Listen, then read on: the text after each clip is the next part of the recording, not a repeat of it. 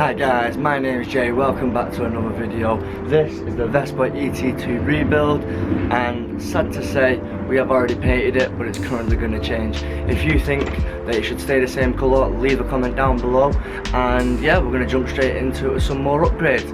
It's nice to catch you all, and I'll see you all towards the end. Alright, quick walk around before we get into it. The dent on the right rear side has now been sorted, so that's all cleaned up. It's also had a fresh respray, but if I'm honest, it's not great. It's patchy, smudge marks and small runs all over it. It's not terrible, but it's not where it should be. So rather than leaving it at that, I'm going to do it properly. The missus already decided the colour, so if you guys want to leave a comment down below so you can get it right, it'd be much appreciated. But overall, let's get into it. And there she is, in a nice purpley red colour. I'm not sure too close what to call it, but yeah, as you can see guys, we're going to go with gold accent all the way around. It's going to look pretty cool, but as I just stated, this is now going to get resprayed, so this will be the last time you see it this colour. But yeah, let's crack on with the upgrades. We've got a few things to do near the handlebars. I do apologise, we have done a front fender on the front, but that's a whole different story, and I can recap that with you guys as I didn't manage to film it. We're going to do a transmission upgrade, and yeah, hopefully that should be it running, and that should be it.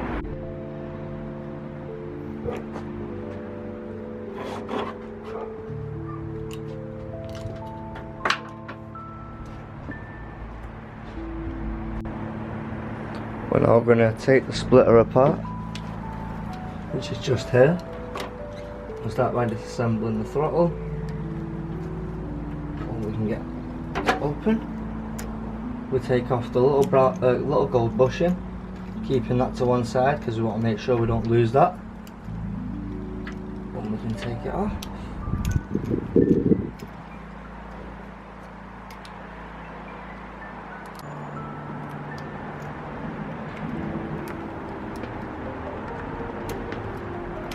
Gold bushing.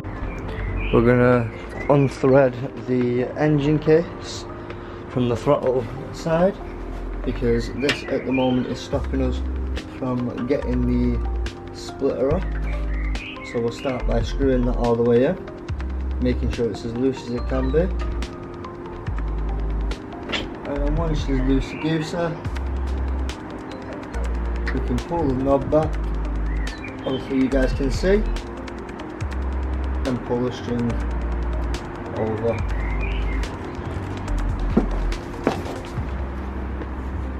There we go. Pull it round and then it loosens up. And it should just separate, and then off it pops. And out it comes. There's the first one. And then once that's off, we can pull it out. And now we can start pushing the splitter off. There we go, and now up it comes, out it pops, and you can take the throttle side off, nice and easy, putting that cap aside, and then there is your throttle cable, off nice and easy, all good. Once you've took the splitter apart, your throttle cable should have come off, and then we can go back to getting the new one and replacing it basically.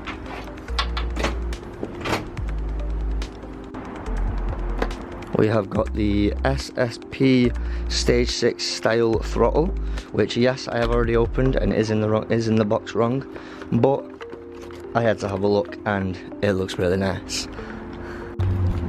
Here is the Stage 6 style throttle. As you can see, we have a button here. We're not going to use that unless it's for a kill switch. I'm not too sure yet, but as you can see, there's a white thing.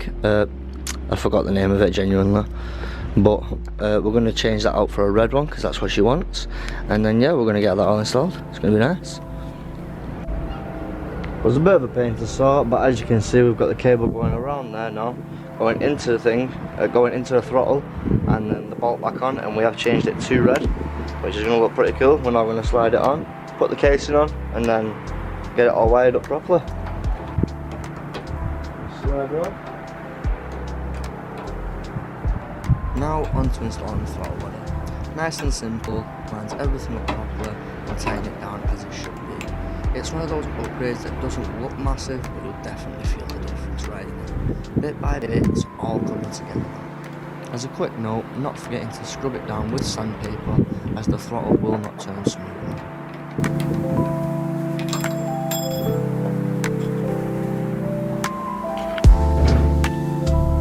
As you can see here, we've had to put the throttle upside down because that's just the way it would fit, because there's currently metal bits on the Vespa frame that doesn't allow the throttle cable to fit.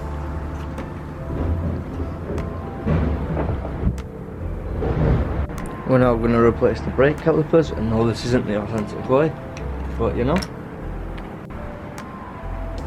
Onto taking the pin out, which I'm struggling to do.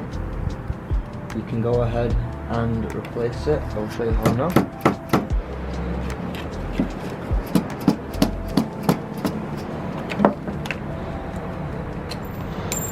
There we go. Now we'll remove the pin.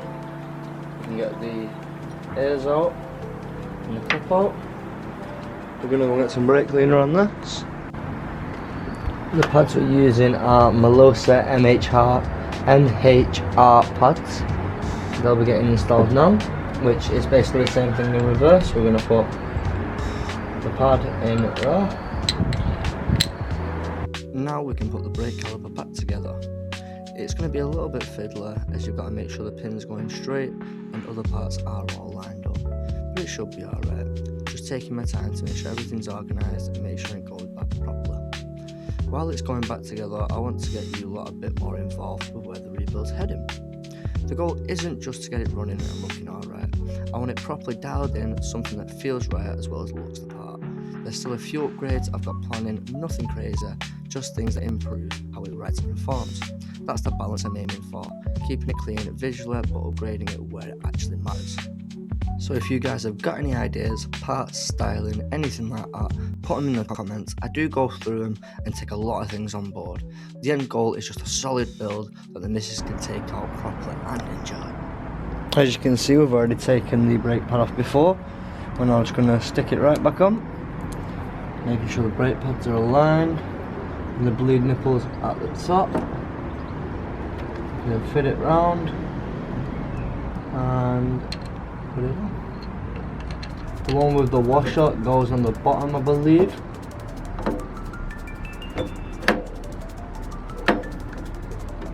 And the one without the washer goes on the top, I believe.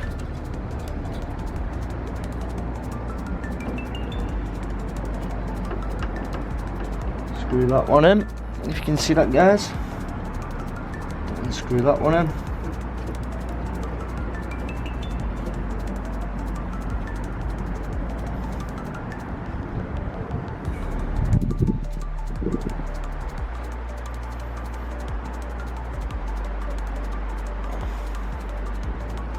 There we go. And then we're going to get the bleed pipe and we're going to attach it there, which will take me 2 seconds. We can now install the the brake pipe, which is going to go onto there, going around that side. Once it's around that side, we can just screw it straight in.